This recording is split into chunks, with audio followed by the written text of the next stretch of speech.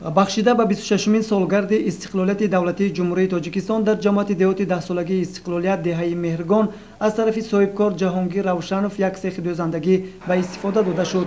дар ин коргоҳи дӯзандагӣ 10 нафар бо ҷойи кори доимӣ таъмин шуданд. илова бар ин занону духтарони бекор ба дӯхти либос ва ҳунаромӯзӣ ҷалб карда мешаванд. дар маросими ифтитоҳи сехи дӯзандагӣ муовини раиси шаҳри турсунзода собирзода ғафурҷон иштирок карда мардуми ин деҳкадаро бо ҷашни истиқлолияти давлатӣ табрику шодбош гуфт.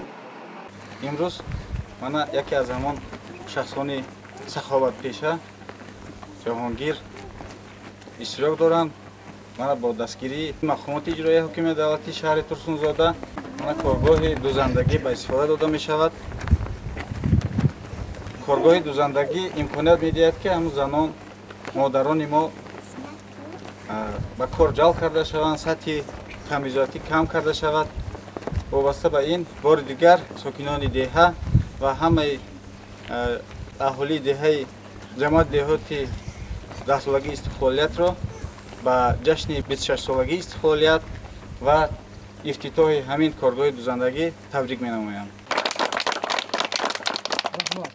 барои занону бонувон дар ин сехи дӯзандагӣ мошинаҳои дарздӯзӣ насб шуда шароитҳои хуби корӣ фароҳам оварда шудааст. акнун занону бонувони деҳаи меҳргони ҷамоати деҳоти 10-солагии истиқлолият бо шукргузорӣ аз даврони соҳибистиқлолӣ аз пайи ҳунаромӯзӣ ва ободии рӯзгори хеш қарор мегиранд. истифода мебаранд, бо ҷои кор ҷалб мешаванд. барои мардуми ҳамин деҳа софдилона, барои давлат, барои миллати диёрамон софдилона хизмат мекунанд. аввало қудуми ҳар яке аз шумоёнро ба ин даргоҳи меҳру шафқат хайрамақдам мегӯем. боиси сафаррозӣ мо аҳли деҳа аст ки шуморо дар маъракаи басо муҳим, яъне ки кушодашавии бунгоҳи тиббӣ дар деҳаи Боқӣ Раҳимзода қарор доред. ҳамин гуна як падидаи нек дар ҷамоати деҳоти қаратоғ деҳаи Боқӣ Раҳимзода рӯи кор омад. дар ин деҳа низ бо кӯмаки сокинон ва нафарони хайрманд як бунгоҳи тиббӣ мавриди баҳрабардорӣ қарор гирифт.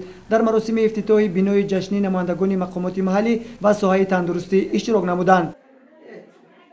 сокинони деҳаи Боқӣ Раҳимзодаи ҷамоати деҳоти Қаратоғ бо арзи сипос ва эҳтироми бениҳоят баланд имрӯз мо дар арафаи ҷашни 26-мин солгарди истиқлолияти давлатии ҷумҳурии Тоҷикистон бо шарофати сиёсати хиратмандонаи президенти ҷумҳурии Тоҷикистон, асосгузори сулҳу ваҳдати миллӣ муҳтарам Эмомалӣ Раҳмон бунёду ифтитоҳи як бунгоҳи тиббӣ дар деҳаи Боқӣ Раҳимзода ин боиси хурсандии ҳар яки мову шумо сокинон ва ҳамшаҳриёну ҳозирини гиромӣ мебошад.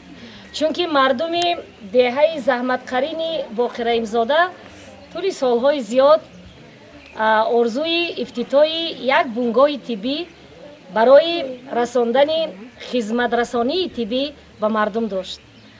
аз ин хотир мо аз фурсати муносиб истифода бурда ҳамаи шумоёнро бо фарорасии ҷашни 26-мин солгарди истиқлолияти давлатии ҷумҳурии Тоҷикистон ва ҳамзамон ба ифтитоҳи бунгоҳи тиббӣ ки барои мардум хизмати тиббӣ мерасонад табрику таҳният гуфта ба ҳамаи шумо пеш аз ҳама тани сиҳату хотири ҷамъ, сиҳат саломатии бардавом ва тамоми файзу баракату хушиҳои зиндагиро таманно мекунем.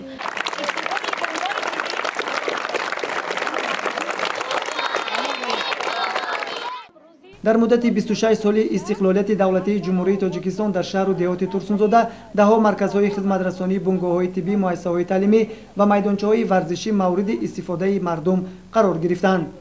Собирҷон Саидов, Сайфиддин Иброҳимов барои барномаи иттилоотии Хабар.